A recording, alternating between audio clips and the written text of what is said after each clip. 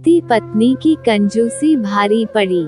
एक शहर में बहुत ही कंजूस पति पत्नी रहते थे। कंजूस इतने कि हर रात खाने के वक्त किसी ना किसी दोस्त या रिश्तेदार के घर पहुंच जाते। औपचारिकता दिखाते हुए पूछे जाने पर कि क्या वह दोनों भोजन करेंगे तो झट से उनके साथ खाने पर बैठ जाते। अपनी छुट्टियां मनाने कभी एक तो कभी दूसरे के घर डेरा डाल देते और खूब मस्ती करते। अपनी खातिरदारी करवाना और रोज नए नए पकवान की फरमाइश करना तो अपना हक समझते थे, लेकिन जब कोई उनके घर आने की बात करता तो कोई ना कोई वजह बता उन्हें टाल देते। एक दिन उनकी बुआ और उनका परिवार बिना बताए उनके घर पहुंच गया। काफी देर तक गप्पे मारने के बाद कंजूस पति पत्नी को लगा कि अब तो रात का खाना खिलाना ही पड़ेगा, मगर उनका कंजूस मन उन्हें खर्चा करने से रोक रहा था। तभी पति को एक उपाय सूझा।